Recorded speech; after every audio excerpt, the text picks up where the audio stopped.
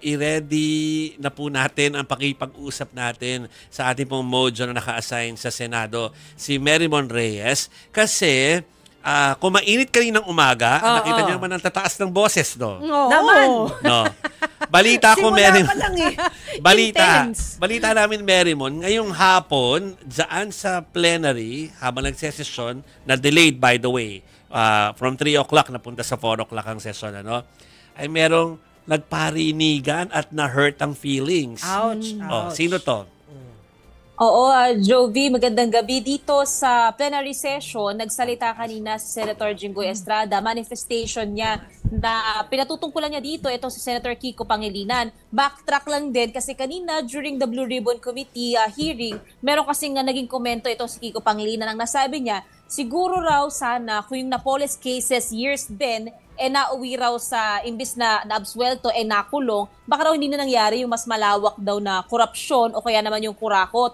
Plunder daw yung mga kaso na nakulong pero meron daw na absuelto at sa dulo daw ng lahat na to, babagsak daw sa judiciary. So sabi ni Senator Kiko, kung maaari raw maging senyales na raw ito sa hudikatura na kapag ka ang taong bayan nakita raw yung proseso ng justice, baka maaari raw iralin daw sila ng mga kababayan. So netong hapon naman ngayon, etong si Senator Jinggoy, sabi niya, bagaman wala raw nasabing pangalan directly itong si Senator Kiko, ramdam niya raw na siya raw ang inaalud nito, maging si Senator Bong Revilla na pare-parehong nasangkot sa kaso na ngayon, sa pork barrel at dati. And ang sinabi niya dito, malicious and uncalled for yung naging komento ni Senator Kiko. At sinabi pa ni Jinggoy, let me put on record daw na yung mga kasong sinampa sa kanya, hinarap niya raw ang mga to, yung stigma raw na kaakibat nito, yung pamilya niya rin daw, hinarap daw yung stigma nito. Pero resolved na raw. Siya nga ay acquitted doon sa kaso na yun.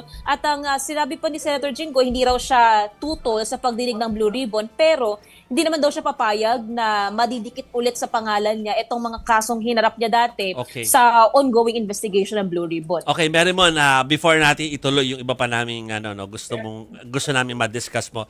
Pakinggan natin yung Jinggoy versus Kiko na iyong sinasabi dito sa plenaryo kanina. There was no intention of maligning any individual in the manifestation we said earlier during the committee hearing of the Blue Ribbon Committee. Wala pong personalan, gaya ng nabanggit ng butihing senador, wala po tayong pinangalanan. Humihingi tayo ng unawa dahil bago pa nung hearing na yon, tayo po ay humurap sa judiciary.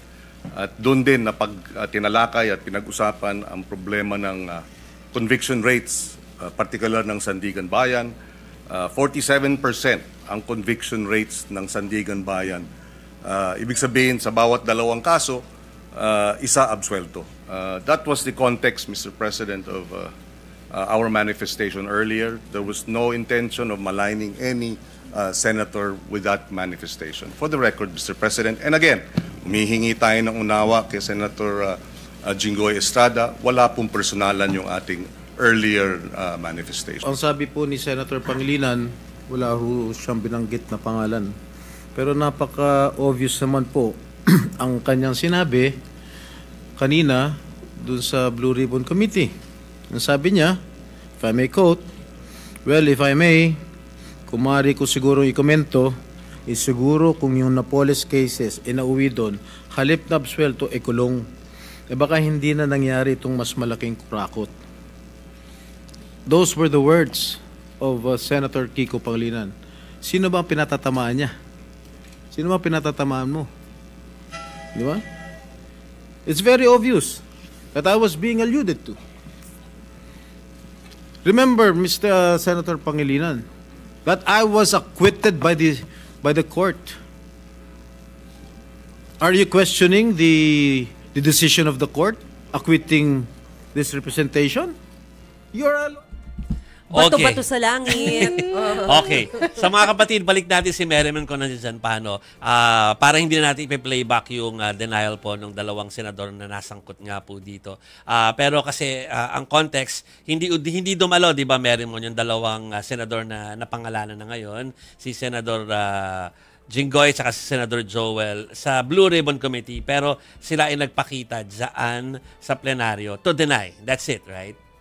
Yes, Jovi. Yung dito kay Senator Jinggoy kasi sa mga lumipas na araw sa Senado, sinasabi niya, hindi raw siya matitinag o hindi siya mapipigilan nitong mga binabatong aligasyon sa kanya sa participation niya sa investigasyon ng Senate Blue Ribbon Committee. Pero kanina umaga, wala nga sa pagdinig itong si Senator Jinggoy. Silang dalawa ni Senator Joel, ngayong hapon na lang nagpakita dito sa plenary session.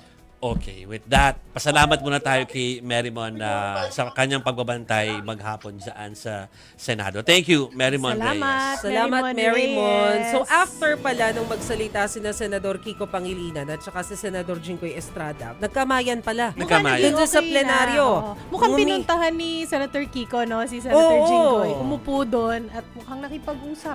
Mukhang nag-explain no? Tapos pero kung bakit ako, nag-gets ko yung point. Diba? Nag-gets ko yung point na hindi naman dahil sa kung sino yung personalities noon, pero kung talagang naging seryoso yung pagpaparusa dati, siyempre, matadala ang mga tao to repeat. Kita ng lahat. Oo. So it's not about him, but it's about the process na minsan, nagtataka tayo na may mga nakakatakas. Hindi sila, maski yung mga ibang NGO, puro na nga lang si Napoles na nakikita natin di ba? So yun lang naman, I think, yung so meron sanang naparusahan na higher na Napoles. And ito gusto ko lang banggitin, shout out kay Attorney Jesus Falces. Hello! Point din kasi yung sinabi niya kanina sa kanyang post na kahit naman yung mga abogado pwedeng questionin yung naging desisyon ng korte. Pwede ka pa rin magtanong. Hindi naman ibig sabihin na may inilabas ng desisyon yung korte, hindi ka na pwedeng magtanong kung ano yung basihan. May proseso nga na pag-apela Diba? So pwede.